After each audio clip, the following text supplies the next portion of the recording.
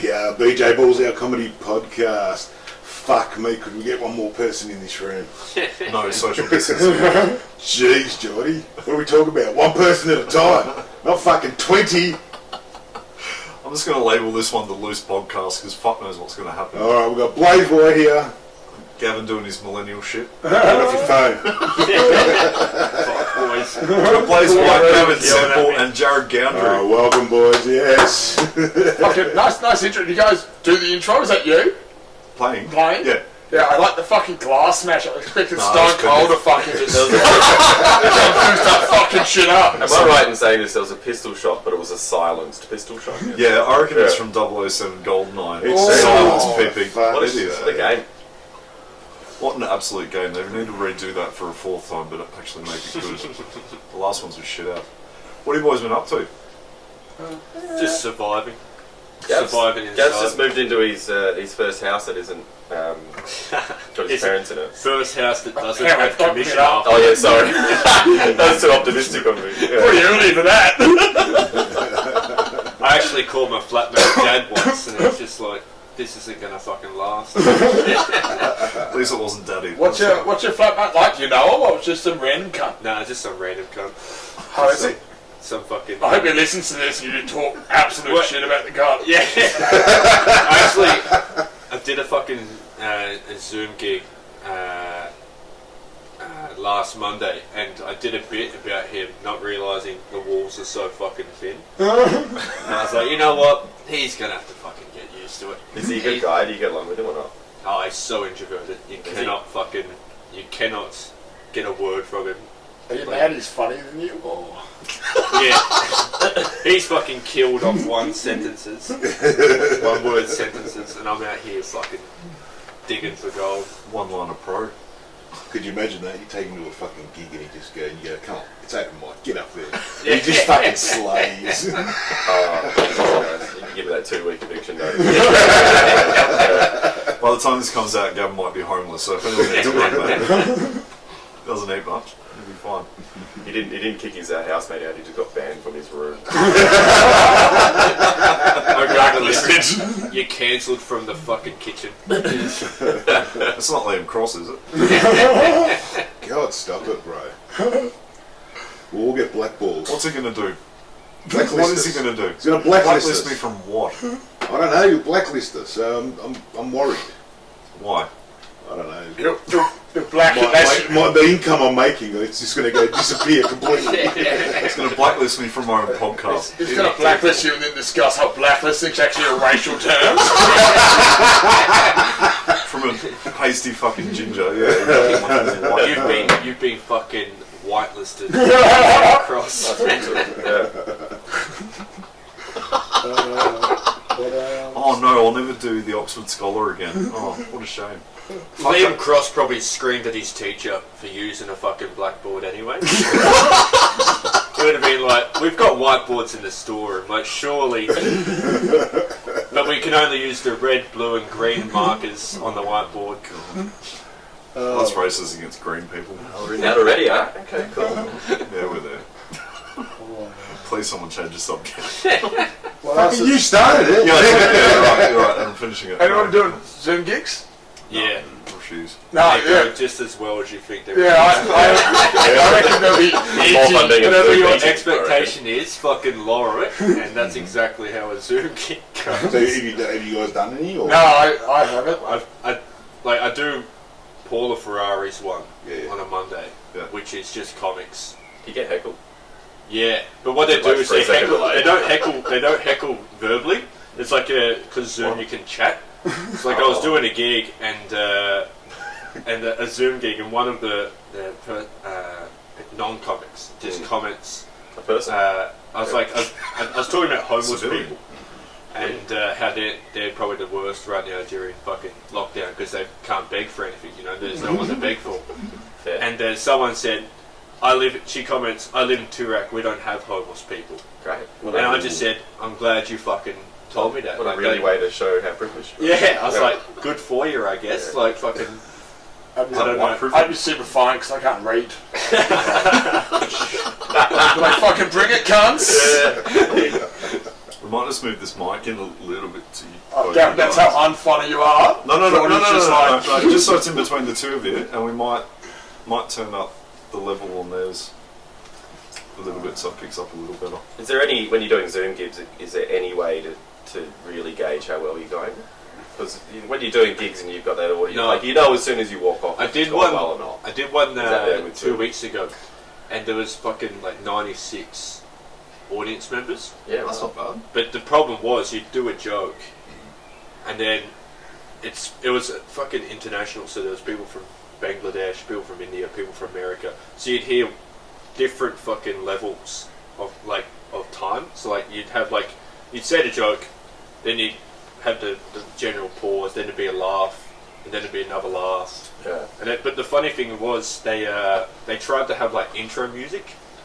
And so like the MC was like, your next act from Australia, give it up for Gavin Sempel. I was like, hey guys, and then music started because it was so I started talking and then music started playing. I'm fucking horrible. as That's the soon as I quickest started playoff talking, ever. Diplo's started in my fucking set. I was like, I'll wait then. And then he's like, sorry, there's a 10-second delay. And I was like, I'll just sit here. Hope I'm not fucking running the light here because you want to play Diplo 10 seconds into the fucking set card. 10 seconds delayed. Just don't bother. Fuck that. I've been thinking about how funny it's going to be when comedy comes back, how fucking shit everyone's going to be. Like, because you know how rusty you get after not gigging for a couple of weeks, let alone a couple of months. Yep. We've been talking. I'm worried about the state of material that's going to come out. Oh, I can't wait I'm just for doing all old the stuff. Because I think a lot of people are going to want to put their hot take on stuff, but they haven't realised that just memes have been like lifting that, getting us through. Yeah. Like everything. Well, They're going to come out and be like, and you heard about Chinese bats, and I'm going to go. Think about because all these Play big off. comics are gonna come back first because that's what people want to see. So they're gonna get first choice of all the Corona jokes. Yeah. By the time we all come back, they're all gonna be done. Well, you're still going to get those open micers who think memes are material. Memes aren't material. No, they're not. In 400 years, there'll be a museum, and it'll just be like there'll be memes in it. They'll be like, this is what they used to do. It was art, you know. And they're like, This was humour in 2020. Yeah. well, I can't wait, you know. Okay. It is art. Memes are art. I would send and receive 15 memes a day. I wouldn't call it art. Well, I mean, you know, Well, art no one, is you know, when Van Gogh was painting, no one knew who he was, and then like after he died, they're like, hey, he was alright. We probably should have gave him some more attention. I agree. It's art. Art's such Van Gogh also subjective cut term. his fucking ear off. Like, he's not So a did Chopper Reed, and we fucking love him. bled for his art. Memes. Explain memes. I'm old here, so. Well, essentially, it's a photo, right? And then you think of a caption, and then this is the clever part. You put it on the photo.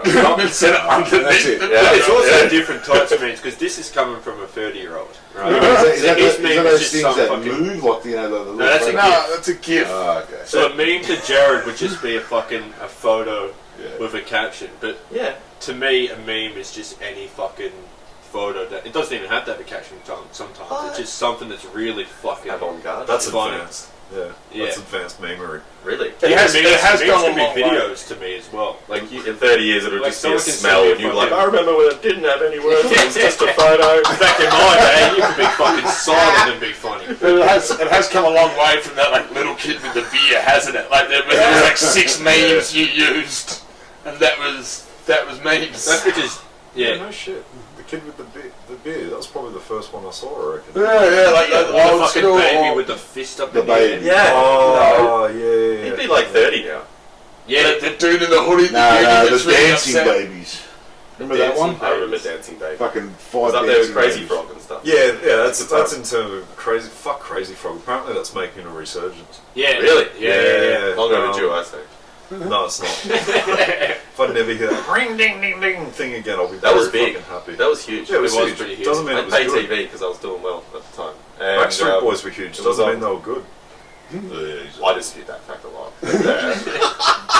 Imagine fucking got some hating. closet fans You here. can talk shit about Liam Closet Cross fans, here, but you dare talk shit about the Backstreet Boys. Only Backstreet.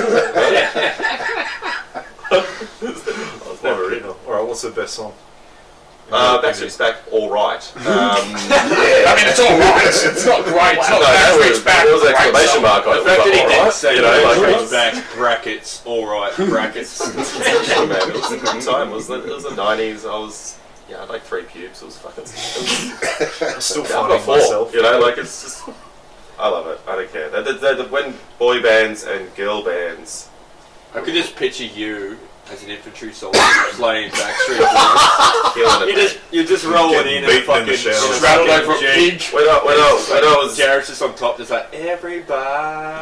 when I was in the military, I was in a helicopter battalion, so we had to travel around in Black Hawks everywhere. We had to Reflex, but go on. We had to wear headphones, and I was pretty clever, so I figured out if you cut one of the cords and you attach it to your iPod, that you could play music while you're in a chopper. Right, and then as you press the button to talk in, the music would cut out. You could be like, right, Echo 6, and you're like fucking doing your stuff. And in your mind, you always think it's going to be like hardcore rock and roll, but it's just like. Everybody. You didn't use that to play CCR. It's a fucking disappointment. I've been with all of the concert of people in Black Hawk helicopters. I can just picture a fucking soldier. No wonder they crashed there. them. I felt this music off. Many Soldiers people getting died shot that day at. because Yeah. Jarryd didn't hear Jarrod's the call. Jarryd missed the LZ or whatever it is. LZ. Is it LZ? Yeah, landing zone. I was talking to I've got a question for you, I Jack. play COD. I Yeah. was talking to my housemate today. Did you become a chef before you joined the army? No, after. After? Yeah. So I like 18 in the army for 7 years, and then I decided when I was getting out, I'm like, I'm gonna go cook. Imagine I you was- just in the fucking I was- kitchen and then sizzling on the pan. You're just like, fucking Jesus Christ. But you back me up here because chefs are crazy, right? They yell at people in mental cases. And I'd already been in the army, so when I got to chefing, I was like, oh, this is just how Yeah, but human beings you would speak to one have another. been perfect for it. Yeah, you just You do do what you're told. you do what you're told. Handle the pressure. No drama. Steal stuff. How long are the mains? No, it's sir, yes sir.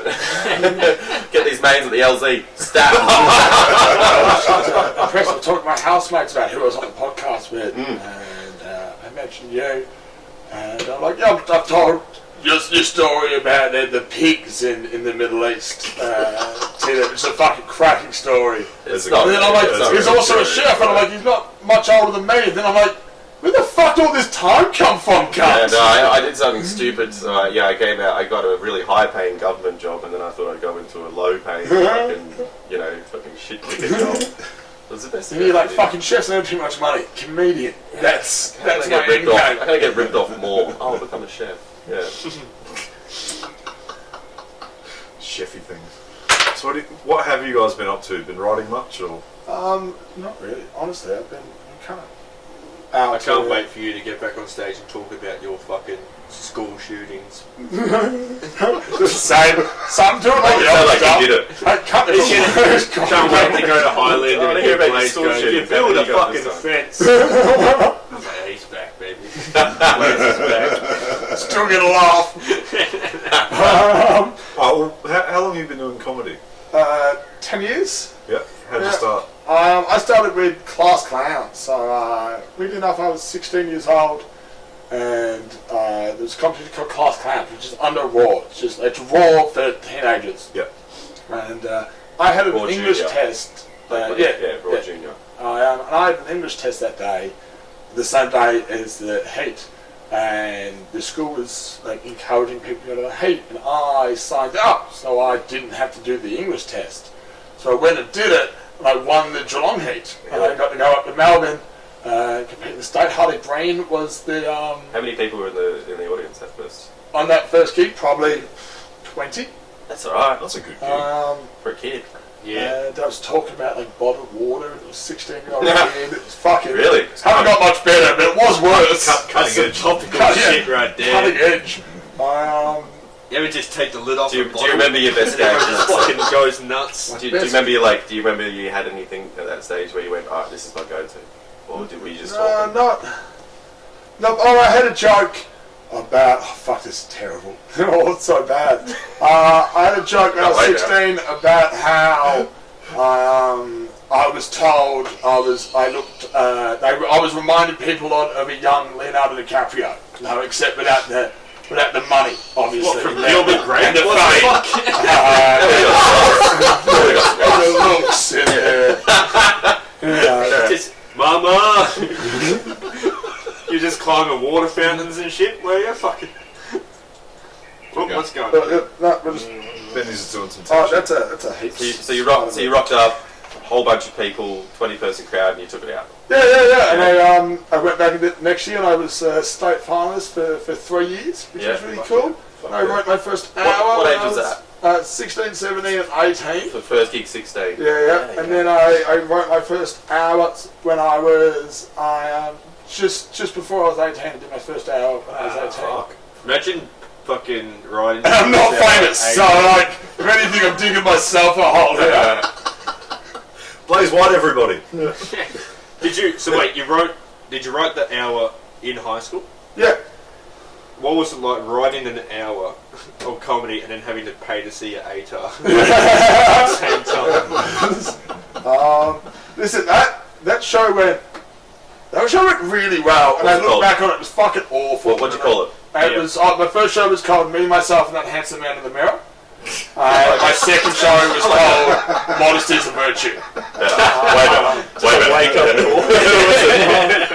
I can see you learned a lot through that too. So but in the first show, I had a stupid joke about how I was going to get merch printed. And I had there was a big fucking projector behind me, and I had all this fake merch up, which was like I Love Blaise shirts and whatnot. And they were all just my friends and people from Geelong in the crowd. They all got behind it. Yeah. And they were like, where can we get these shirts? And I'm like, you for fucking real? So in Modesty is a Virtue, the year after, we performed in the same place. And I made the shirts, right? And we sold 25 shirts at $20 a piece.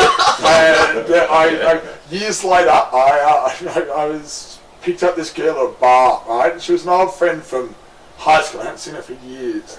And I was drunk, and I wasn't expecting to sleep with her. Like at high school, she dated a mate of mine, and I'm like, don't do this. I needed a place to crash. I went back to her house, and she walked in wearing nothing but an I Love Blaise t-shirt. And I'm like, you'll get laid. Made it. Fuck it. Amazing. That's not why I got in the art. I don't know what it is. It would have been fucking terrible if you had your face on the back of the shirt, though. Terrible for who? I don't think it's like you don't even know me, Gavin. The first gig I ever went to, but I didn't perform. I just went in to check comedy. Blaise White was the MC. Oh, So really? in Richmond, yeah. Oh, And it was really cold. It was freezing, and he walked in, and I was like, "This guy's real high." Like as soon as I didn't speak to him, but I was like, "He's high as." Like he's probably one of the highest people I've ever seen. And I just sat down and watched the show. No one knew I was just there by myself. I was doing the same jokes. Probably, yeah. And a water bottle. the water boy. There was a gig when I was MC in 59 where there was a housing commission across the road. It was on Church Street, Richmond, the dodgy area. It's a housing commission across the road. I'm standing on stage, had a half bag of weed in my pocket. Right, and I'm emceeing. All of a sudden, 4 cops walk in the room, and one by one start taking comics out to question them because there was a stabbing across the road. And I'm up stage going like, I want to as an MC, I should point out the elephant in the room. Yeah. I also don't want to address me. Like I don't need the cops paying attention to me because I got a half bag in my pocket. Hey, that could have worked. It works for Shannon Knoll. I think it's busted for cocaine and strip joints every second weekend. My friend was working at the Crazy Horse that night. She was a dance at the Crazy Horse, and all night she was messaging me going, "You'll never guess who fucking showed up tonight." Well, like Shannon Knoll, I had a running commentary. And he goes, "Shannon's getting fucked." So I'm telling you guys, the bouncer just knocked Shannon Knoll out. I'm like, "Holy shit!" It was all on the news the next day. I watched fucking Dane Swan get thrown out of the Sporty back in Warragul. So the nightclub, it's at the sports hotel, the Sporty. Yeah. And Dane Swan... Nothing good would happen at the Sporty. No, I would imagine. It got fucking shut down after 10 years. Been too great. Way too fucking long. It should be shut down way earlier. But Dane Swan was upstairs, and it was one of the few nights I went, and because Dane Swan's a fucking Druin boy. He's from out that way. Yeah, doesn't it? He's there, right? And he's fucking going, I'm Dane Swan, you know. Oh, yeah. Everyone's like all over. That's fucking Dane Swan. But let's get Dane Do Swan you a know drink. who I am? But the problem was, everyone wanted to get Dane Swan a drink. Yeah. But Dane Swan was just fucking smashed. Yeah. And then some dude just fucking ran up and like just wrapped his arms around Dane Swan and tried to put him in like a fucking headlock. And That's a bad Dane move. Swan's now fucking punching this guy. Yeah. Right, and then two dudes are throwing at Dane, like throwing hands at Dane Swan. And then Swanee's fucking, the security guard's like, all his leave. He's like, but I'm Dane Swan. He's like, I don't give a fuck who you are. And just fucking throws Dane Swan's mates, these other flogs, out of the thing. And he's just like, maybe if you won a fucking premiership more, you'd stay in fucking sporting. And tosses Dane Swan out of fucking, and me and my mates are like, oh man, it's fucking Dane Swan? Dane Swan. I want to buy him a drink. Yeah. I personally can't wait for Phoenix, Gavin and Dane Swans to just get the boys tour.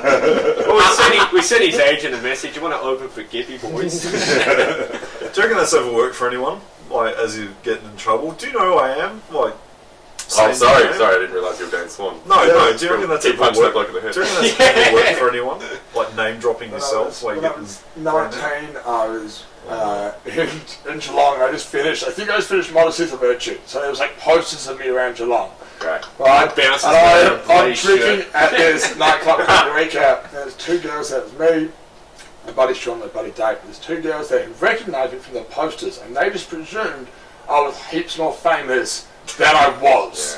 Yeah. Because I see my face around all the time. So I'm over there buying drinks and getting shit faced. And we started to go to the next club, which is Home House, which is like Revs. Like, you don't go there because it's 2 a.m. in the morning. We're walking there with shit faced. I'm drunk, right? I walked right at the front of the line, and I just go, hey buddy, I'm Blaise, and I just keep walking, right? And the 5 of us get in, my mate's tapping me on the shoulder and goes, how the fuck did you do that? And I'm like, I don't know buddy, and just keep walking. I remember I cut the line at the bank club back home right after AGT. And I just used it as much as I could. I'm only ever to go here fucking Then once. threw us that sick guy from the telly. I was like, I remember I walked The Make-A-Wish spot. Yeah, I was in the line and there's this dude who I used to work with. His nickname's Spicy because one time he went at Hungry Jack's. He went to spray the spicy sauce onto a burger and it just shattered. And so he just Good as became any for a spicy, nickname. right? And he walks past and he just goes, "Oh, Gav, what are you doing, mate?" I said, "Oh, Spicy. I'm not here to fucking." You don't have that nickname if you're in porn. And he fucking tells the bloke at the front who went to school like with all of us, and he was like, he's one of the owners of the fucking club. And then he goes, "Yeah, you can come in." And all my mates stayed in the fucking line, except for my mate who was his birthday, who we went out for the night. So we've gone into this club and didn't pay for the entry. I walked in, I said, "I put this town on the fucking map. I'm walking in." Where's my key to the city, bitches? I walk past her, and she's like, "Well, at least you still need a fucking stamp, so give me the fucking stamp." So she stamps my wrist. I don't pay. I walk in, fucking. What was funny was the bartender was a dude who fucking used to give me shit in high school, and I walk up. He's like, "Gav, what's going on, mate?" And I went to pay, and then he's like, "No, don't have to pay. It's fine, mate. You can have this on the house." But then he sees that I was ready to pay with a fucking sports bet cash card. Right. And he's like, "If I ever see you pull that, not to try and pay, but just the fact that you have a sports bet fucking cash card, I'll throw your ass out." Everyone's like, geez, Spicy's mates would be good. Yeah, I did fucking the whole time. Just got free drinks the whole time at this club. Never went back ever again because it was just fucking the tiniest fucking. But there's this girl who I was working with before AGT. She came up to me when I was there, and she's like acting nice and whatever. And then she's like, "Oh my," Nice. Or whatever. she's like, "Oh Sounds my," consensual. she's like, my friends think that we're cousins." And I was like, "That's not a great way to start a fucking flirt." Like, "Oh, my friends over here, they confuse me for your cousin. Can I buy you a drink?" What the fuck? You're from Druin. There was a time at, I think it was Comedy Festival, must have been like 2016 or something, and I was in Geelong. I was coming up to Melbourne, and I jaywalked, and the cop pulled over. Really? Yeah, pulled over, and he brought me over. He's like, you know what you just did then? No, you jaywalked. And I'm like, buddy, if you find me for this, like, I'm fucked. Like, I'm part of the comedy festival. I put all my money into the show.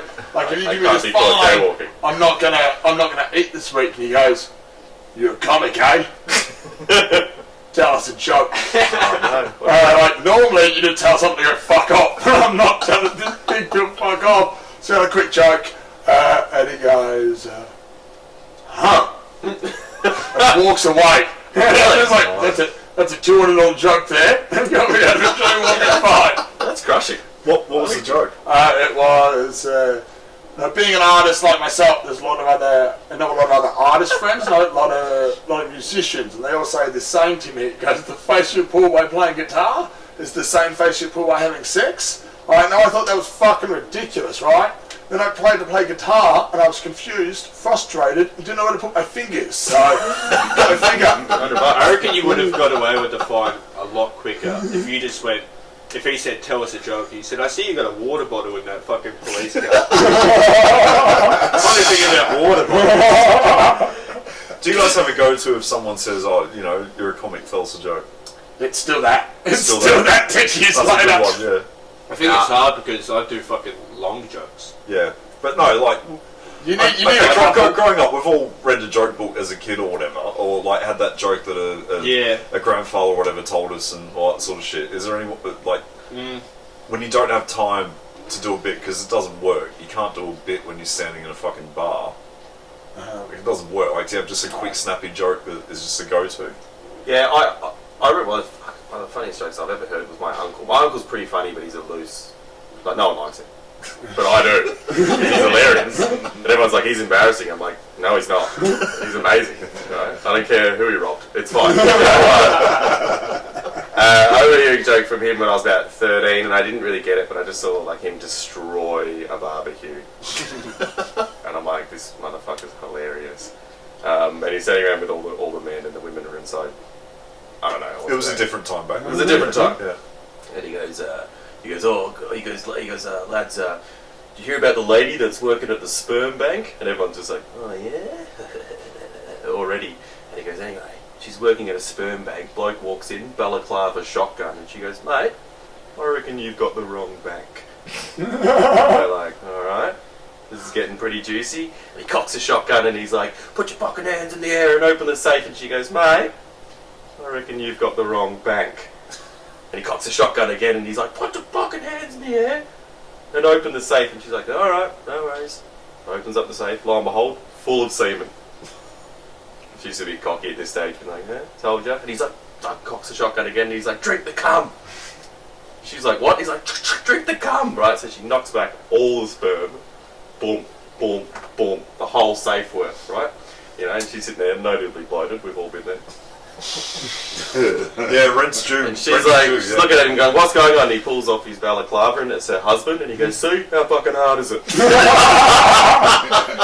I was like 13, I'm like, that's funny. I don't even understand what's going on. Imagine that's going, gee, I wonder why all the fucking wives are in the house.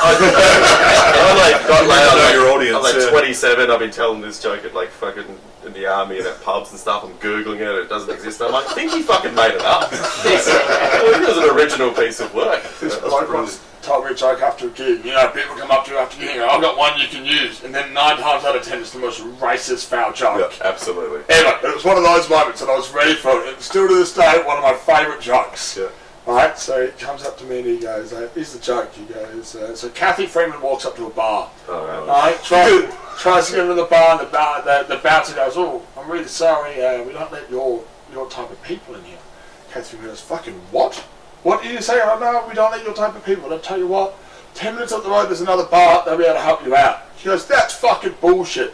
Let me in there right now. Goes, we can't let you in there. We can't. Just go up the road. If you walk a bit quickly, about 7 minutes up the road, there's a bar that will help you. Right? She goes, you know who I am? You know who I am? I'm Kathy fucking Freeman. And the bouncer goes, all right, smart ass, 4 minutes up the road then. The whole joke you think is going to be racist, just about running. That's a beautifully innocent joke. I Very remember funny. my friend Very funny joke. who I worked with at Hungry Jack's. friend of mine, Nathan Black, he told me a joke. He was like he used to say like fuck. He'd just walk up to you, not doing any work, and just say fucked up jokes. And I remember he told me a joke.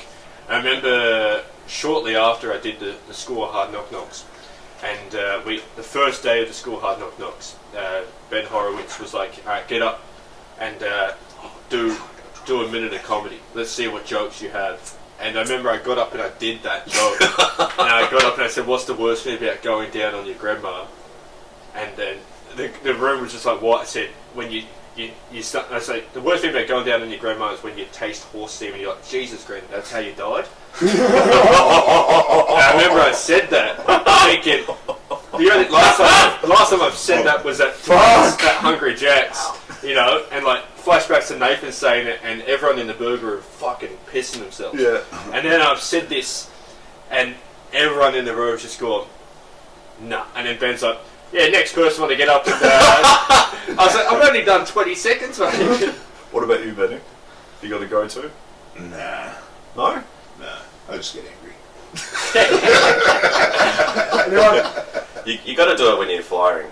Yeah. That's when you learn. 3 pieces of paper. I've seen you fly. You fly like a motherfucker. You got to like get people in, and like they don't want to come. You know, like let's be honest. They've got You're plans. walking past, they're like, I don't want to do whatever the hell. If they wanted to come, they'd already be coming. Exactly. So you got to be like, come to my show because you should. You know, like it's the most awkward thing ever, and a lot of times people say, tell us a joke, and you want to have something then. But it's all changed. I mean, like, now with all the PC shit and that, I mean, like, I don't go. I'm a lot older than you guys. I mean, combined probably, but... I'm 64. yeah. But yeah, it's changed completely. I mean, fucking hell, the shit you can say. Yeah. And, yeah, retard and fag and this and that. And All that. Naughty now, isn't it? Yeah. Naughty. Not like Naughty, but... You get a bit of a I've slap got a on question the for you, wrist, Blaise. We're talking about flyering. Do you think post-COVID and touching things, do you think flyering will be something that keeps moving because people won't want to grab a flyer? I think for the next comedy festival it'll be slow, and then people will forget. Do you reckon people are going to flock to a comedy festival when it comes on, like comics specifically? In April, yeah. Even though they haven't paid back the money? Well, you reckon? I think they have independent. There's still people waiting on the Oh, fucking money. haven't they paid it back? Oh, they did. They paid it back yeah. like a month and a half ago. After originally saying they weren't, let's not forget that they were going to fuck everyone over. Do you reckon the trust might be gone? Yeah, well, I think fucking... everybody's down at Fringe. The comedy festival was fucking awful. Yeah, I think fucking... Like, the free comedy with Kieran Butler will go well. Yeah, Simon Hughes has said he's going to start up a hub at Kings of Comedy, so that's going to fucking go well. Peter Murphy claims he's going to start a hub, but we'll see. Yeah. You run yours, definitely. I think beautiful. If more people Started up. next year do hubs and do more independent shows, even if it's like 1 to 2 shows, that's it. Take the power away from that blackboard. And then watch fucking Blacklist them. The people from Token are just gonna sit in their room, just fucking freaking out because they've only got these cunts on grants just doing fucking shows. I reckon we should all get together. Anyone that's not a festival managed venue, we all put in fucking $20 and make our own booklet of shows that aren't. That's a Fringe. That's a great idea. We have our own booklet, and then everyone who's not part of the festival managed venues, go fucking hand those books out. Don't push the company festival book. Majority of the people who have said, "Oh, I'm not." They're like, "Oh, they didn't give us our fucking money. You watch next year. I'm not going to register."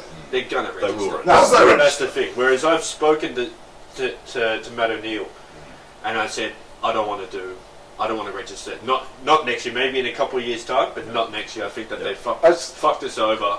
And he's like, well, Simon Hughes is running an independent one. Message him, he'll put you on. He'll give you 2 nights. The hard bit's going to be, I think, from a business perspective now, it's going to be how scattered it's going to be. Yeah. The city's got everyone gets the city for the comedy festival. But I think if a hub decides to have one venue, like Highlander, like Death or Glory, have one venue with a fucking roster of shows. Yeah, but that's the problem. I don't think everybody's gonna... It's always competition. And this is what I always say about comedy. I don't get why there's so much hatred against people, and Yeah. we're all in the same game. Yeah. We're all Yeah, human but some beings. people are dickheads. I think, no, I get that, Yeah. absolutely, but I'm working with you. That's how I roll, bitches.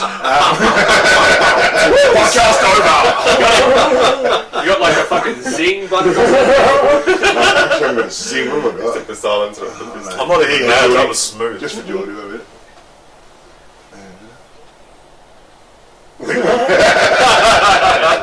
No, but I mean, as in, You're lucky I didn't have plans today. if we could get everybody like a sort of a Woodstocky fucking It really goes, doesn't yeah, it? like a that's Woodstocky it. type thing. I get what you're saying, like get everybody in the whole one Yeah. venue. If we could do that, fucking awesome. But I don't think people play well together, and that's the fuck thing about it.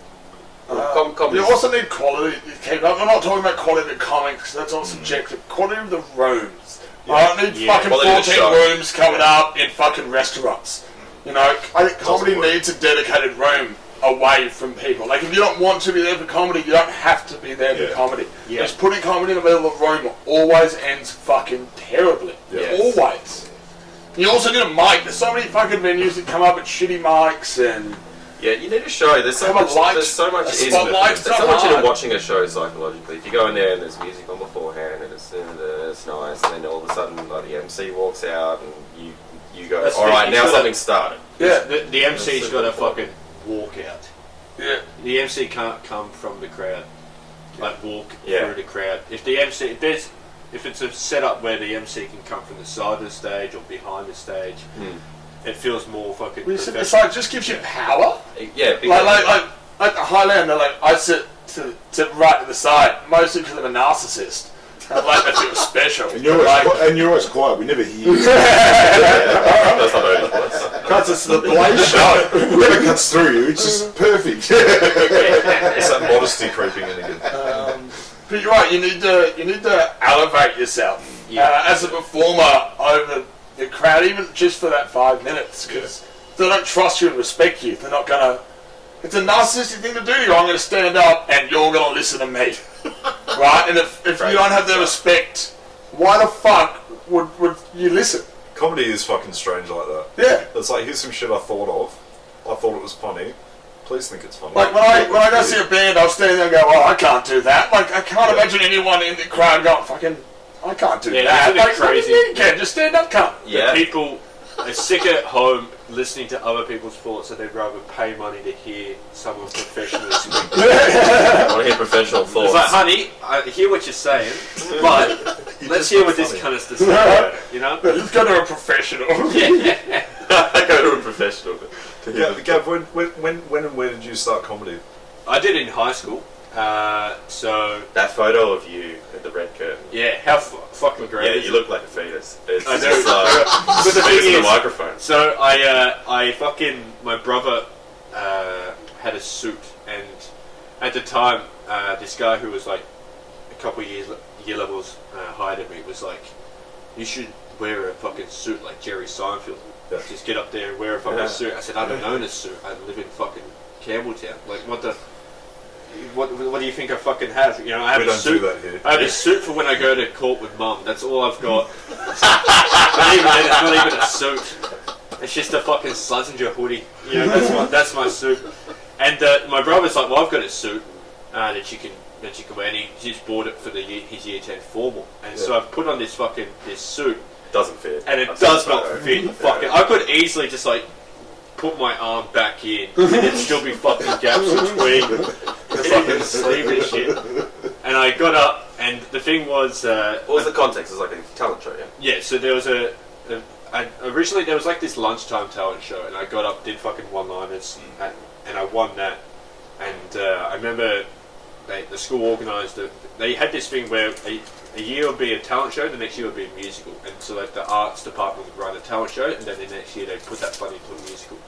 And so I did the talent show in year 9. They and it swapped was it like- around. You could be a theatre actor. Yeah. Well, I did the musicals, and then I would do a musical, and then the next year I'm doing fucking stand-up. And I remember that when I was in year 9, I did and I was like, I'll do comedy. And then there was 2 shows, like back-to-back nights. And I remember I did that, and it wasn't like a competition. It was just a shot. And then I remember in year 11, the fucking variety show came back around, but it was going to be a one night only competition. And I remember the teacher at the time was like, "Do you want to come back and do stand up?" And I said, "What?" From when I was fucking 15, telling shitty one-liners. Do you remember your opening line? I do. My opening line in year 11 was when I got up and it's the joke I had at school, Hard Knock Knocks, where I said that I'm allergic to ginger and nuts. So I have a constant fear of the gingerbread man and being teabagged by Ron Weasley.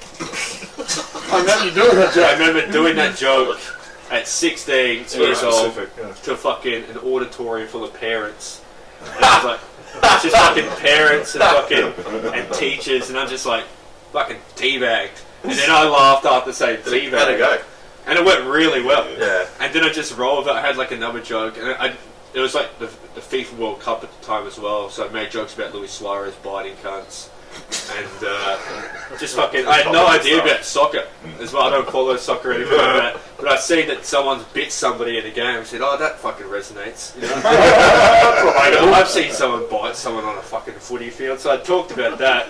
And yeah, just had a really good fucking set. And then I remember I went backstage after the show, and I was getting my bag, and I was like, my dad sent me a text. He's like, "I just pulled up in the car park. I'll meet you at the front." I said, "Oh, I fucking booked a seat for you to come watch the show, you cunt." But that's alright. Oh. And so I'm grabbing my bag, and the drum crew finished their set. They were the last act. Drum crew. Yeah, the drum Blue Man crew Group, finished. fucking hell. Yeah, And it's percussion. what they did was they performed with brushes. So they had like the brush, and they go the sweet, and then they like spin it and then clank it. It was fucking trash. And all of a sudden the teacher gets up, she announces the winner, and Backbeat boys. and she fucking and she announces that I won, and I was like, "Oh fuck yeah!" And I walked onto the stage with my hoodie on and my backpack, and fucking accepted the $100 gift card. Fuck yeah. And That's she's like, "Do you have anything to say?" And I just started fucking monologuing. Like, instead of just going, "Oh, thank you very much, thanks for enjoying it," I just went, "Oh, shout out to my dad, shout out who didn't come here tonight, shout out to my mum who..." Did you get more laughs? No, everyone's just like, Right, "Why is okay. this cunt fucking..." His encore's not giving a going well. fucking acceptance speech, And I'm just like, "Oh, all the people who told me to do comment," and everyone's just like, "What? Just take the fucking $100.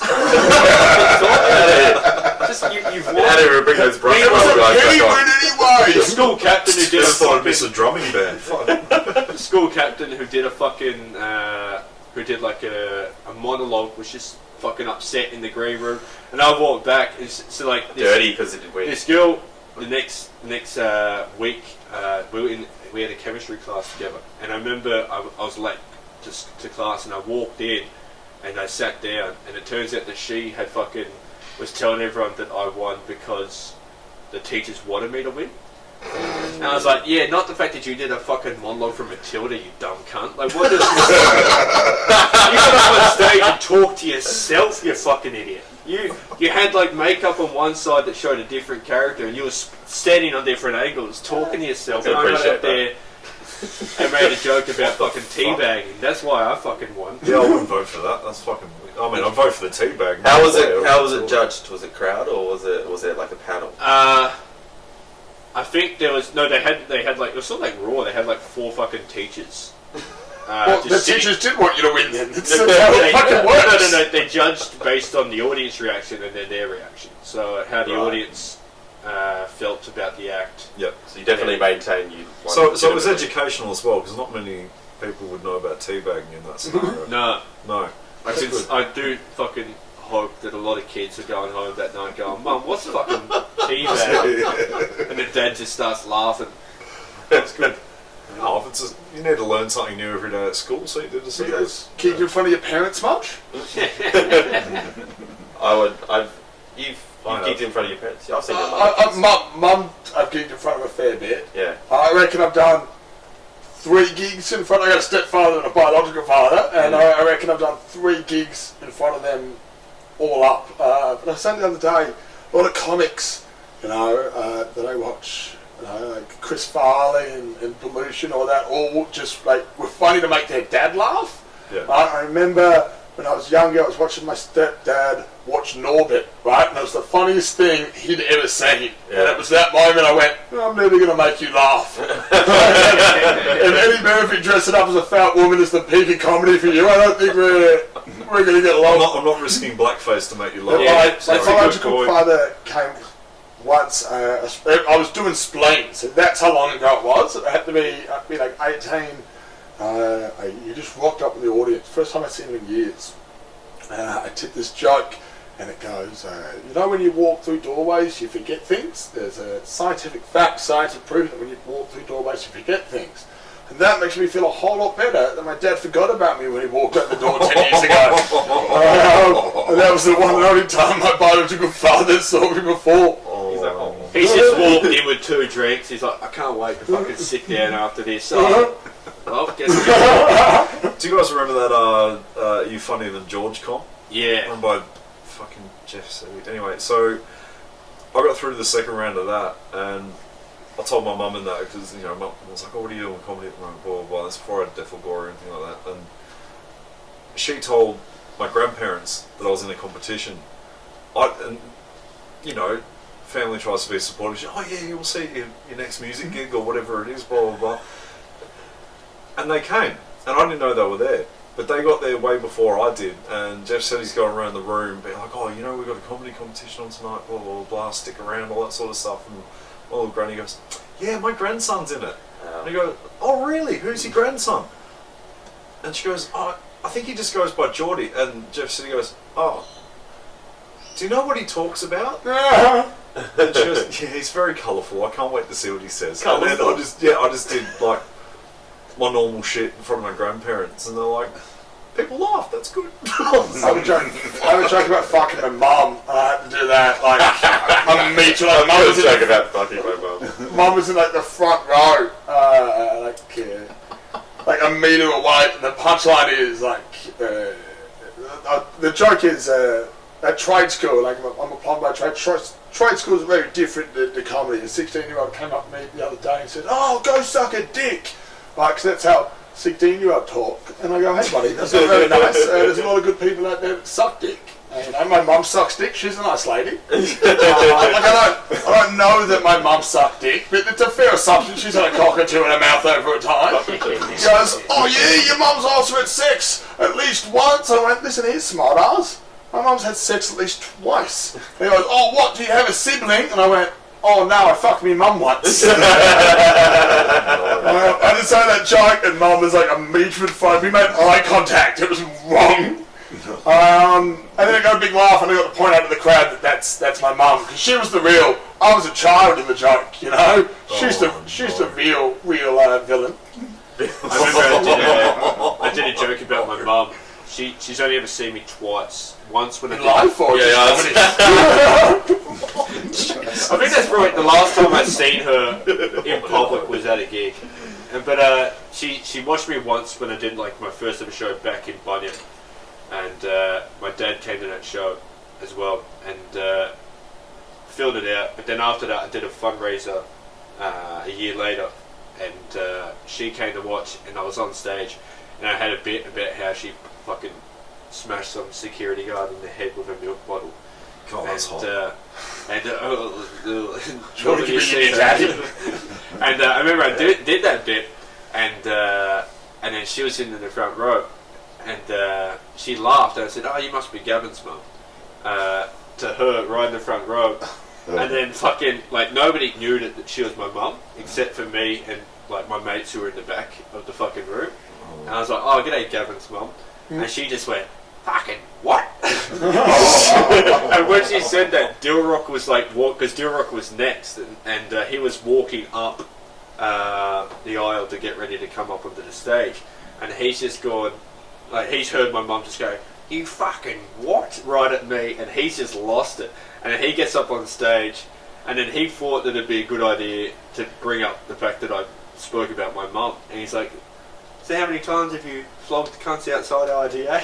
My mum's just like, "You keep fucking talking about me flogging cunts outside RDA. I'm gonna fucking snap it." And she's just fucking getting angry at Dilrock, and Dilrock's like, "Oh no!" And I was like, "Yeah, that." probably the last time I take fucking my mum to a gig ever. It's risky doing it in front of your parents, I think, and family members, especially if you got material on them. Yeah. I want to know, like, Gavin has a lot of jokes about how he dropped out of law school to become a comic. I want to know, do you reckon you would have been a good lawyer? Like, or were you shit at law school? I've been so bad at Like, how were you at law school? Like, I'm sure your dad thought you were going to be very successful, that's why he didn't want you to drop out. Well, see, the were thing you? is, in high school, so like, I don't know what it was like when you guys, but you had to get like a study score up to 50. Like 50 was the max for your study score. Gavin thinks he's about 14 years younger than everyone in the room. And I got a 47 out of 50 for legal studies, and I got a 44 for English. And then I was like, I'm gonna go to fucking law school. Went into law school. I was getting fucking 60% on exams and SACs and whatever, and just like fucking C's get degrees. You know, I was just passing, and I was just like sitting in the fucking lecture and in the lecture rooms. And one time I fell asleep in the lecture, and the fucking, I wouldn't put any of this on your portfolio to get Yeah. by the way. the lecturer woke me up, and he's like, "You're just gonna sleep in my fucking lecture or what?" And he wakes me up, and I was like, "You could have just let me sleep, mate." I travelled 2 hours to fucking get here, mate. Like, I don't think you would have made a good lawyer. I think you owning a firm. There's absolutely no chance. Who's representing you? Sempel and Goldstein. You know, Like, imagine if I fucking walked out. Like, I reckon, like, imagine if I just had, like, my dad's maiden name. So it'd be like Sempel and Siegfried. Siegfried. Sempel Hang and on, Siegfried. wait. But I did Sounds like a work famous show. experience at fucking at the magistrate in Dandy. I did work experience there during when I was like studying, and I remember one time I'm going to see some shit. I was well, see, I was on the V line going in there, right? And I remember I didn't know much about fucking like going into Dandy or anything like that. So I was looking out the window of the train, trying to be like, alright, I don't want to miss my stop. And I'm looking out the train window, and there was these two cunts, like this couple just sitting there. Two fucking Dandenong locals, right? There, and I looked past his missus to look out the window, and then all of a sudden I just felt someone kick me in the fucking shin, and it was the guy, and he's like, "You fucking staring at my missus, mate?" And I said, "Mate, if I was interested with women with less teeth than personality, I'd fucking let you know." And then he fucking snapped at me, and then no. And then I get off the fucking train, right, and this guy comes at me and wants to flog me, and then I was like, "Dude, I don't want any drama. I just got to get to fucking work." And then his wife's like, "Honey, we got a fucking hearing in 40 minutes." And then they walk, and then I realise that they're walking in the direction of the court, and I'm walking, but I'm on the other side of the road because I'm not fucking walking near him. And then I get to the courtroom, I get to the actual court itself, and he's out the front, and I got to pick whichever courtroom I'd go in and sit at the back and study it. And I remember seeing him outside like courtroom 2. I said, "I'm going to go in fucking courtroom 2." And I remember I sat in the fucking the sitting area courtroom 2. And he was in there for assault or something like that, and which is fucking obvious. And so I thought it'd be a good idea to just stare at his missus the entire fucking time. So I'm just sitting there, just staring at her, and he's just sitting there, just fucking seething, just sitting there. And then he had to get up and go, "Yeah, Your Honour, I've started getting things back on track. You know, I've started seeing a therapist. I'm trying to." Work things, and then he just sees me just fucking staring, just doing all this shit, and his missus, and he's just like, "I'm trying to get back on track, and afterwards, fucking, I walk out of the courtroom, and then he's sitting out the front, and I've just walked past, I'm like, "Oh, good stuff in there, man. I think you're good, mate." And then I just walk off, but as I walked, I just turned and just walked backwards, just staring at his fucking missus, and he's just fucking.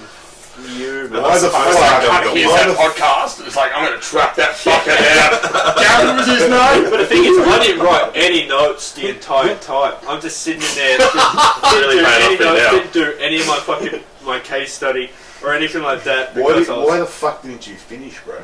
Because you are pure evil. You had the DNA to be this fucking awesome lawyer. And then he sees you on AJ. That's the guy! I remember when I fucking first told my family I was going to be a lawyer. I remember all of them just going, fuck, I can't wait till we don't have to pay for representation, you know? And my dad's like, oh, yes, I don't have to pay for a lawyer for your mum. And I was like, oh, I'm not fucking representing. That's a lost cause, man. I want to win, brother. I don't want that on my conscience. No. People always think that, but most lawyers I know work with fucking Optus, just getting people out of contracts. I've never met many lawyers who are like, yeah, I'm a criminal lawyer, I get murderers off. It's just like, I want to shoot myself. Imagine watching Criminal Minds, studying law, just to fucking represent someone who didn't read the terms and conditions. There's so many lawyers in comedy, and they're all the saddest people. Yeah, have you never met lawyers? Have you never gig with Ben Tendall? Never I don't know. He was a cracking lawyer. He's another class clown alumni from Geelong. No, I think he might actually be from Geelong. I met him in Melbourne. Do you know this guy? I was living in Melbourne at the time. Yeah. And I was staring at He his was missus. he was a lawyer from Optus and used to do like the cleanest jokes you could imagine. Wow. And then off stage, it was just so like, he was really happy and bubbly, but like almost a fake bubbly and happy. Like 2 years ago, I ran into him on the train, I seen him gig for a year. And I'm like, how are you going? You still gigging? He's like, if I gigged any longer, I was going to die. I was like, fucking wow. Hell yeah, brother. Have you been in court, Jordy? He's a great dude. Shut up, Ben. Well, I should have, but I haven't. You never been in court? That's surprising. You've been in court. That's surprising. Mate, no. I've been in the court only for fucking... I'm too white for that shit. Really? That's it. I'm too smart, mate. I've got minions. I went to court in Townsville in 2008 because I was weeing down the street while walking. Because my mate said I couldn't. Then the cops said you shouldn't. Yeah, and I was like, fucking have a go at this, and then I was like, woo! Asked in the court, if you just said to a judge in Townsville, he goes, so explain yourself. Well, he said I couldn't, and I did. And the judge would have been like, yeah, no. I was going to go to court 21. 3 weeks later, and I went in and I wore a suit. I was looking pretty good, and everyone in the crowd is like, he's waiting crowd. Look at him in the crowd. Everything's sold out. Gigs By the way, I've got a gig next week if anyone wants to come along. Everyone is waiting just to hear their thing get done, and I'm just up there for pissing in public, and I'm pleading guilty. You know, like I did it 100%. Why don't you just get the fine and pay the fucking fine instead of going to the fucking court? You want a story? Oh, you wanted to get up there? I want to get up. I'm on. Is this? Can you hear me in the back? Would you open Does the light come on at fire? How come it's a police officer? What a supporting act! When you go into court, they have to read the statement out for the night, right, of what happened on the thing. I'm blind drunk when this has happened. I don't really know what's gone down, but and I'm just there. I'm like, I'm pleading guilty. Whatever. Give me my $200. I'm out of here. You know, and. They go, and the police officer's got his police officer voice, and he's like, on the night of such and such, we witnessed a man urinating whilst walking, and like the whole place has lost it. Like this copper is killing, right? Everyone's like, ah! And I'm looking behind, and there's a kid with no shoes on. I'm like, you fucking settle down, mate. You're in for this. And then he just looks up at me, holds a pause, and he goes, on closer inspection, we noticed he had urine on his pants. And I'm like, that's not necessary. At what point, he's like, this motherfucker, this what's up, we're going to get him when he goes to court for this. I nearly got done. I was driving to Adelaide to see a band called the Bennies. They were performing up at Adelaide, this big punk festival. And like, we were smoking weed the whole fucking way. Alright, like 18, 19. I don't do it anymore, you learn your lesson. But we were just over the South Australian border, and the lights go on, and we get pulled over, and I wind the window down, and like, I'm fucking dead to right. The car would have fucking just smoke would have billowed out of the fucking car. Your compression. And he gives me the fucking booze test, comes back clean, gives me the drug test, he goes, you've come up positive for THC, come with us. There's two cops there. He pulls me aside, a couple of other mates in the car. And they go, like, where's the weed, mate? And I go, what do you mean? He goes, well, I want a police work. No one smokes all the weed on the way to the music festival. And he goes, well, we'll search the car, we'll search the people. We can't be fucked just tell us where the weed is. There was other shit in the car. They could not have searched the car. So I let them know where the weed was. They pulled me out for the second test. And the second test came back positive. I'm sitting on the side of the road going, like, what's to go now? And they go, what would happen in Victoria? And I go, I'll probably lose my licence. And they go, yeah, you'd lose your licence in South Australia too, but since you've got a Victorian licence, we have no jurisdiction over Vic roads. We can only fine you. So I got like a $1,200 fine, which I never fucking paid. Like, send the Adelaide sheriff to my house, cunt. I fucking dare you. I've got a Queensland licence still to this day. I fly up and renew it all the time. Oh, it's the best. You can't lose any demerit points. Yeah. Yeah, you can just get fined, and you can just do whatever you want. And then, like, if you get done in Victoria, you can't lose any of your stuff. Interesting. Should just find it out, because it's Vic Roads, not Vic Police. It's not the things we learn on a podcast. Yeah, you would have learned this if you stayed in law school. You know? But my brother on his fucking license.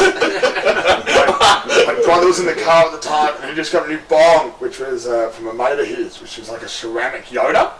Fucking looked awesome. He smoked out of it like twice.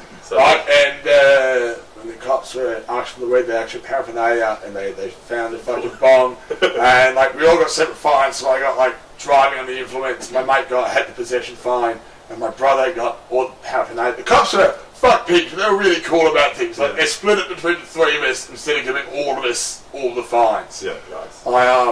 But on the little police report that he got, it says confiscated one bright green Yoda bomb.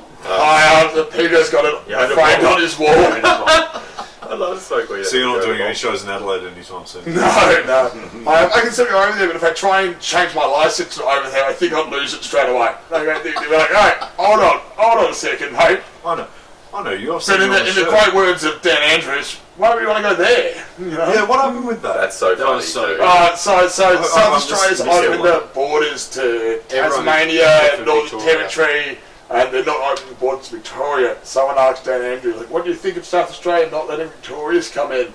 We're not missing a beat. And he just goes, why would you want to go there? Just holiday here. And then it was all just controversy and slamming the states. And the funniest part is that he shared it on his Facebook afterwards. He doubled down on the statement. Oh, wow. I seen it. Mind you, at the same time, like the Labor Party's going through all this turmoil with people doing real illegal shit. And he's just like, boom, dropping hack material and it's getting all the publicity. Did you see the video of fucking ScoMo the other day roasting that minister? So she was like, she gets up and she was talking about how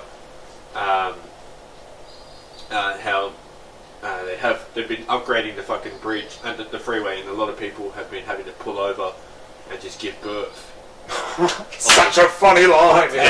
And she's like, do you believe that this is unacceptable, Mr. Prime Minister?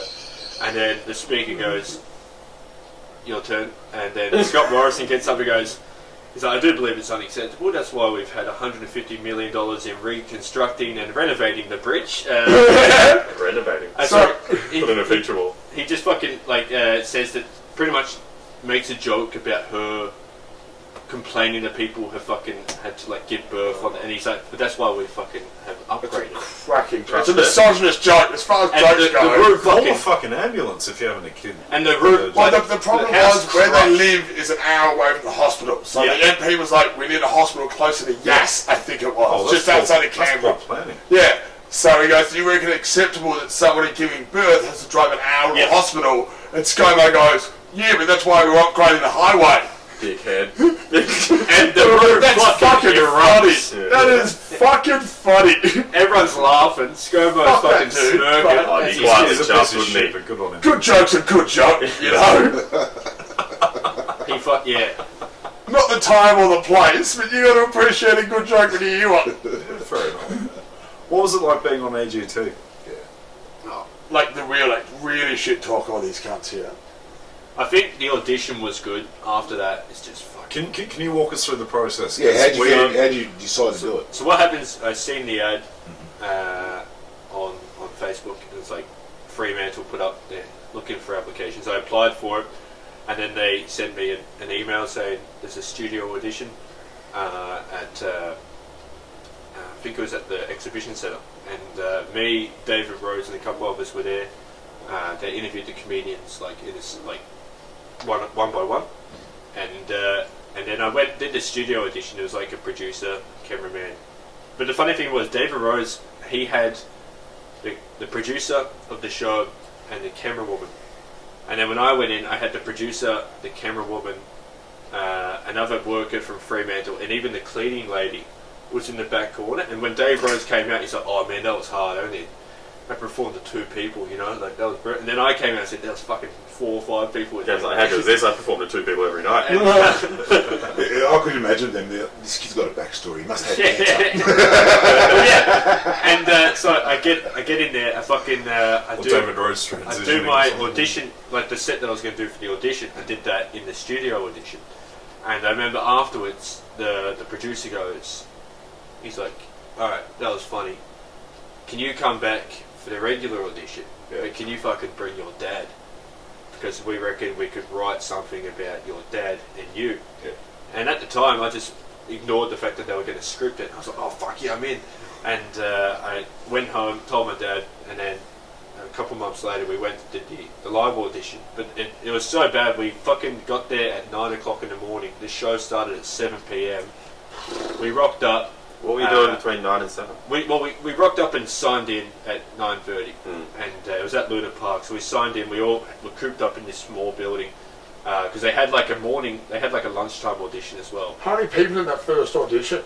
So Joe White was in the lunchtime filming of the. Oh, I forgot he did it. Yeah. And he said there was like 20-something acts. My one had 19. But some of those acts might have been like 30 people. Yeah, we'll see. Ours had less because we had cheerleaders and dance groups and whatever. Ugh. And so I rocked up at 9, signed in at 9:30. At 10-something, I had to do like the walking around Luna Park, them filming me outside the palais, all that garbage. Yeah. And then at 12, I had to do the one-on-one interview. And then between like 1 and 4, we just sat in the area. There was like free time, you could do whatever. So like I just got to know a few of the acts. Stu Walker was there, so I just had a chat with Stu Walker for a bit. Watched the basketball on my brother's fucking phone, and then eventually at 5 o'clock we had to do more promo shots. And there was a dude who had he did like ninjutsu, and he had like a sword that was going to be on fire, and he was going to spin the sword around his body on fire. I remember me and my brother, we walked up to him, and we're like, "Can you show us how it's done?" Yeah, because that needs a record deal. And That's a fucking tell us a joke, cunt, mate. Give us a twirl. And I was like, "Can you show us what it's like? Can you put it on fire for us?" He's like, "Nah, we're in a room. I can't really." I was like, "Nah, you'll be fine." Oh, he's responsible. I was like, "You'll be fine. Just it'll be quick. You can put it out as soon as possible." He's like, "Alright, fine." And then he gassed it, like he put the petrol on it. He pressed him to do it. He sets this sword on. Right. He sets the sword on fire, and as soon as he starts to twirl, sets off all the fire alarms. We're half an hour before we're meant to all go into the fucking palais to start the show. He sets off the fire alarms, shuts down the whole fucking building. Everyone had to evacuate out of the building, and they're like, "What happened?" I said, "Oh, this dickhead fucking put his sword on fire." Ninja thing ever. I fucking love how this Why would you think that it's a good idea to put a sword on fire? And he's just sitting there like, "Oh no, the sword's on fire." He's panicking, right? Is this your first time? Fucking hell. We're standing out the front, right? We had to wait for the fucking fire brigade. We could hear everyone in the palais. We could hear Ben Lomitz, the comedian Ben Lomitz. He was the warm-up dude, so he was like. He sent me a message because he knew I was at the audition. He sent me a message like, "When the fuck is the show going to start?" I said, "Oh, we're waiting for the fire brigade to come because some dumb cunt set his sword on fire." And so we're standing out the front. Ninja ruined it all. The show starts at fucking like 7:30, and I signed it. I did had to film the fucking all this stuff with like Ricky Lee and all that. But then I filmed all of that, and then they came up to me and said, "We've now moved you. You're now second last in the whole night." I said, "Oh, I was fucking third." That's nearly headlining. And the headline was a drag dancer, and so I ended up being pushed for that little fucking 7-year-old who did his stand-up set and got the golden buzzer. Yeah. And I remember watching him fucking do that set. And he walks back, right. He's like, "I got the golden buzzer," and he's all excited. And I remember looking at him. I was like, "Yeah." come to a real gig, cunt. Let's You don't know what life is, you little shit. maybe do an open mic. Let's see how fucking good you are then, mate. And then I got on at fucking 10:45. I was so done, and I think it was bad that I still had the mics in it on me. And so I'm sitting in there just going, just get me the fuck on that stage. It sounds like Voltaire all of a sudden. It was so fucking You're bad. walking to Voltaire, 10,000 people But there. what was funny, right, is All wanting coffee jokes. in the fucking audition, so when I got onto the stage, you had the bottom floor, like the ground floor of seats was all full, but the top floor had emptied over time. Like, people were there for fucking 4 hours. Fuck. But in the shot on TV, they showed the camera panning up to full, so they used someone else's Awesome. of a full Magic fucking of palette television. for my set. So that's a Like, 7-year-old's crowd laughing Like, I at had- your jokes. I had only like fucking. I only had half the people on the ground actually stand up and applaud when the judges did. But they used the footage of everyone applauding in the whole fucking theatre. That's great. And I was like, man, that fucking. And then I knew That's some exactly porno that they tricks, used right? it for. There was like a girl, like a 10-year-old girl who sung like Whitney Houston. I was like, they've used her fucking footage for mine, like clearly. It's like she got up, sung Whitney Houston, everyone stood up and applauded, and now I've copied and pasted her fucking audience reaction. So I got on, did the set, left, and then the month after they contacted me about the semi-final. They're like, you've been chosen to do. Oh, so you didn't know for a month that you got through? I got the 4 yeses, but afterwards they gave us a letter that says you may have got the 4 yeses, but we've also got to narrow it down. Like, we've got a lot of people got the 4 yeses. You know, like Joe White got 4 yeses. He didn't make it to the Really? semi-final. Yeah. Oh, that's So racist. a lot of people got the 4 yeses, and a lot of white people got through to the semi-final, I think. And they sent me an email. They're like, can you send me a script of all the jokes that you can do? And I was like, yeah, I can do that. So I sent them a script of like fucking 12 jokes, and then they sent me back a copy of a script of the jokes they wanted me to do in what order. Really? Wow, they And wrote your also set. highlighted sentences that they wrote themselves. flagged, yeah. Oh, really? They flagged, but they also edited my Rewrote jokes. your jokes. Rewrote some of the But jokes. even Give us better. an example. Yeah, I was going to say, was it good? No, so it was so fucking. I can't remember what they added, but they also like cut half of a joke out. And then I had like the joke about living with my dad and paying his rent. Yep. And I was going to do that. But the thing is, I had only done that joke for like a month, and I was like, it's been going well, I'll try it out. Yeah. And Dad was going to be in the crowd. He's never heard that joke before. It's going to be sick, me getting up on stage saying I pay his rent. Yeah, Like, yeah. what are you going to do about it, Dad? You know, as he's in the crowd. And I put that in the script, and they're like, I rocked up for the rehearsals, and we had to rehearse for 4 days straight. I was like, I do fucking stand up. I don't have to sing or dance or anything like that. I just get up and just wing it. You know, I know my jokes. I've been doing these jokes for months, and they're like, they've given me the script, but they're like, you have to keep the 3.5 minutes. I said, but that's definitely going to go for 5 minutes. I know these jokes, and they're like, no, go for 3.5 minutes. And then I did the joke, and then they just trimmed the fucking jokes anyway. So like they just cut it out of the footage. So like they cut the Centrelink joke in half. The second half of the Centrelink It's pretty joke. good ending. I didn't know. It's pretty seamless. But the thing is, the second half of the joke is where the punchline fucking is. You know, it's where I call out my bully, Yeah.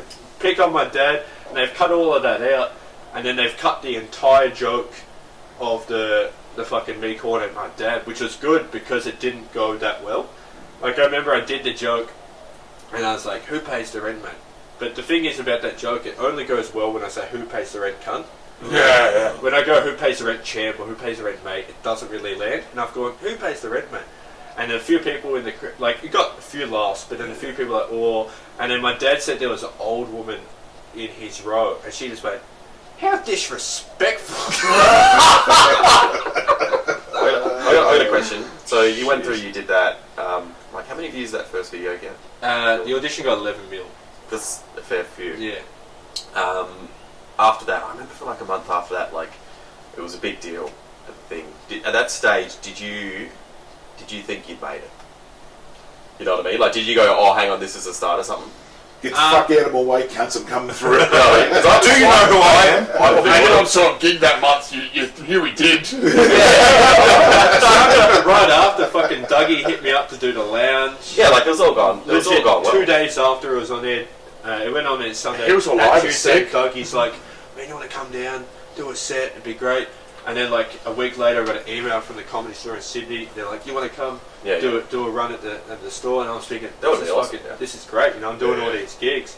But then a part of me was like, I kind of wanted to fucking earn that from years of doing comedy. Like I wanted, like the fact that I've been asking Doug to do the comedy slam for so long, and he kept saying, nah, you gotta support the room. You gotta gig more. And I was like, alright, I'm going to fucking gig, I'm going to do gigs, come watch, and then he can go, you can jump up. But then all it took was me to do 5 minutes on a TV, and he's going, yeah, let's get him on because we know we can. Well, that's that business thing, right? It comes down to business. So part of me was happy that I could but when do all opportunity that. comes up, you fucking take it. Yeah, exactly. So I wouldn't say no, but the other half of me was like, fuck, I wish I earned it. But do you feel that you got robbed in the sense of them fucking cutting you down that much and that?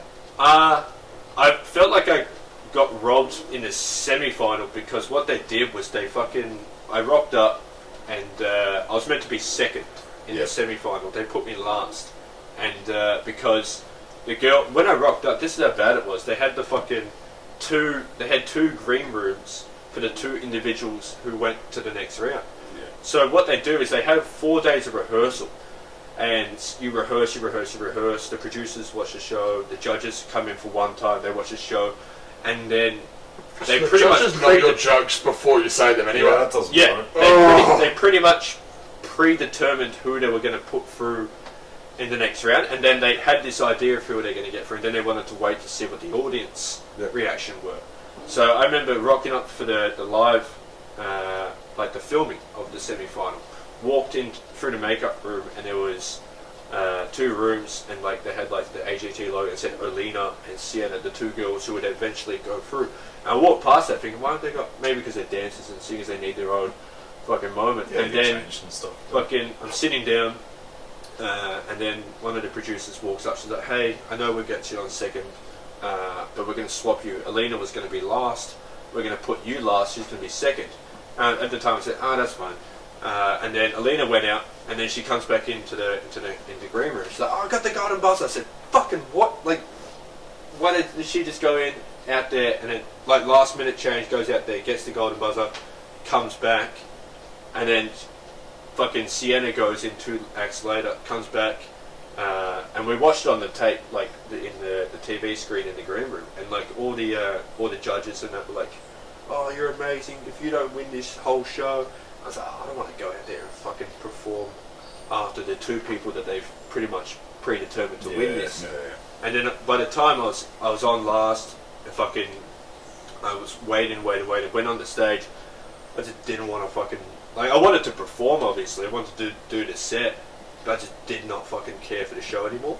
Because like, by the time I knew the show was scripted, they gave me a script to do, they gave me a script of jokes to do, they pretty much chose the winners, and I just had to go and just fill time. So any stage did you think about just not doing the script? Well, see, that's why I did the joke that they told me to do. That's why they said don't do the joke about your dad, and then I just did it. I mean, they cut it out anyway, but the fact that I still got up there and did the joke, but then after, we're doing the fucking, the interview with the judges, and they said, Gavin, anything for your fans? And I said, fans? I'm no fucking fans. These guys got tickets for free to watch this show. And then they're like, do you have anything to say to everyone in the audience? I said, thanks for allowing me to talk shit for a living. And then Ricky Lee's like, and we're going to an ad break. And I walked up to the stage. Shit. Yeah, they fucking, as soon as I knew that it was worthless going up there, I said, I'm just going to do the jokes. They told me not to. I actually walked out, and I walked out, and they cut it out as well. But it was right after Keanu Reeves did that fucking thing where he walked out and says that he's like, no, you're breathtaking, to the person at E3 or whatever. Yep. And I walked out, and I walked straight up onto the thing, and I looked at the person in the front row. I said, "No, you're breathtaking." And I looked at him, and then I kept doing my set. And no one had any idea. The only people that knew was my brother-in-law, my dad, and my sister. Because I said, "I'm going to get out there and I'm going to do this fucking Keanu Reeves meme." And they're like, "Don't do the Keanu Reeves meme." And then halfway through my set later on, I was just like, I'm glad they gave me a fucking stool if I get tired after 5 minutes of standing on the stage. And then I moved the stool over to the other side of me. I was just doing small shit that the judges had no idea why I was doing it. So they were just like, why is he going off script here? The producers were probably sitting there just fucking like, fuck, dump! This motherfucker. Jeez, I'm glad we put those This motherfucker's gone wrong! And I'm sitting there just going off script, doing jokes that I wasn't meant to do. Just fucking, and then in the interview, when I did like the bonjour part, that wasn't meant to be in the script, you know. And then I did the fucking. Fine. Should have just walked up with a baseball bat and started laying. Yeah. And even at the start, I bagged out I bagged out the act before me, which was the flipping dogs, the dogs doing the dog tricks. And I walked out and I said, never thought I'd fucking get on stage after a bunch of dogs. What a supporting act. And I fucking bombed. It got nothing. If you listen to the video, there's only a few laughs. And that's my fucking brother-in-law and my sister and my dad, who were just like, yeah, he's fucking going off the rails here. He's just... Would you do it again? No. No. They announced the champion show. It was like contestants versus new people. And it's like, I was like, I'll apply for it because, you know, I need a new fucking 5 minutes worth of footage. Yeah. And what I was going to do was I was going to go back, do the auditions again, do a regular set of some of my, like, type 5, do the audition, get through, and then go to the live semi-finals. And I was just going to get onto the stage and I was just going to crowd work. Yeah. I was just going to get up and go, so what do you do? And he's going to be like, I'm Manu. I was like, yeah, but what do you do? Like, why are you here? Like, you're a fucking chef cunt. Like, what are you fucking... why are you judging my comedy? Yeah. And I was just going to just derail the whole fucking set. That was my plan. I was just He's a madman. That's what Adrian Ted needs, a roast comic. It's not going to just get up and roast I was just going to get up and just ruin the whole fucking semi-final. I would have just like... And I would have done the bit about how my dad had cancer, and I was going to do that bit in the semi-final. Like, man, when I did this last time, my dad got cancer afterwards. Like, fuck, I would have won. And I was going to do that whole fucking bit about, man, you guys are lucky. My dad got cancer a month after, and I was just going to just fucking derail the whole thing. But then they declined my application, and I was like, fuck, you're Who won? A Ballarat pole Gus dancer. Sebastian. A pole dancer. A pole dancer from Ballarat. I'm sure she's killing it in the clubs now. Yeah. But she didn't even fucking dance. It's my mother you're talking about. I love single mums. It's fine. A pole dancer. Yeah. How do you market that? Like, I thought the whole point of the show would be like... What was funny was the voice where you can telling give someone a record deal or something. Well, see, Sony made us all sign contracts, and after the show... So if you got big, you had to sign with Sony afterwards? So they, in the contract it said that after the show, if Sony wanted, they could have you for 12 months. Really? Yeah. Yeah, right. And they... Fuck, that's intense, isn't it? And I was like, fuck, I'm glad I'm not a singer. Fuck, I could go PlayStation. Oh, fuck. I understand, like, you know, singers... I don't understand dance troops, like, for background in a pop video or something, fucking go nuts. Yeah. Or cheerleading squads, that's like pedophile ring in the making. I don't know why that's on TV, but like having like your comedians, your singers, your poets, or I can't think of any more or musicians or whatever. I understand that because then you can market that and be like, you know, they could have given you a live album or something. Yeah. Like fuck knows, but I don't know why you'd put something through. Yeah. That you can't market. Like, what are you going to do with a pole dance? Like instructional videos? But the thing is, probably not how much money they can make, it's how much money their competitors can't make, you know? The only person we'll take them so no one else can. Who did the show, who have gone over to do fucking anything else. Yeah, I didn't think of that. Yeah, it's fucking Alina, the girl who won my semi-final.